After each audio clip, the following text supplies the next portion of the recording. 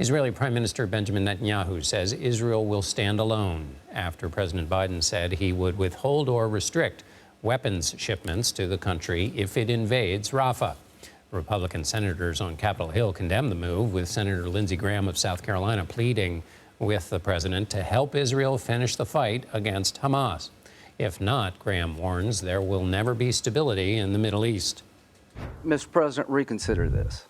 Mr. President, if you do not change this policy, you will have destroyed the last best chance to deliver lasting stability in the Mideast for generations.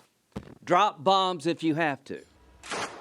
The Israeli military has ramped up its presence around the city of Rafah as it appears poised to start a ground operation. The U.S. has repeatedly warned Israel not to do so. CBS News foreign correspondent Ramy Inocencio reports from Tel Aviv. Good evening, John. The far-right politicians in Prime Minister Benjamin Netanyahu's government have been the most angry and the most vocal. His national security minister, who's an ultra-nationalist, Itamar Ben-Gvir, posted on X, "Hamas loves Biden." A legislator from the Prime Minister's party said Biden's actions jeopardize Israel and the entire free world. But there were moderate voices, too. The president of Israel, Isaac Herzog, basically told those voices to quiet down, that they were hurting national security, and he then thanked Biden by name for his support in the war. Earlier, I spoke to former Deputy National Advisor Chuck Freilich. I asked him whether Israel could win the war without U.S. support. If you look at it from a purely military perspective, I think Israel won the war by the middle of December. We had essentially destroyed Hamas as a coherent military force. At the same time, if you say the overall strategic picture of the war, well, Israel may have lost. Its international standing is bad, and now we've seen this emerging divide with the United States. For Hamas, I think that's an incredible achievement, and for us, it's a very severe problem.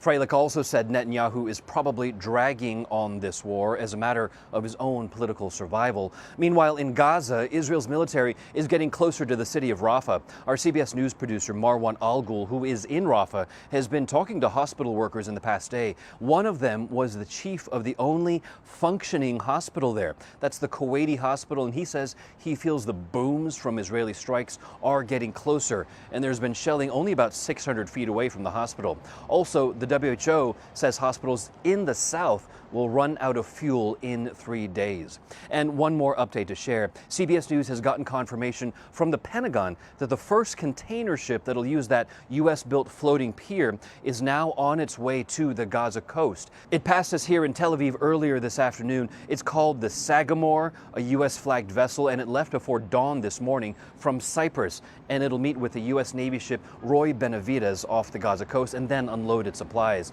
The pier, though, is still in the Israeli port of Ashdod, but it'll be towed to Gaza, weather permitting. John. Ramy Inocencio in Tel Aviv, thank you.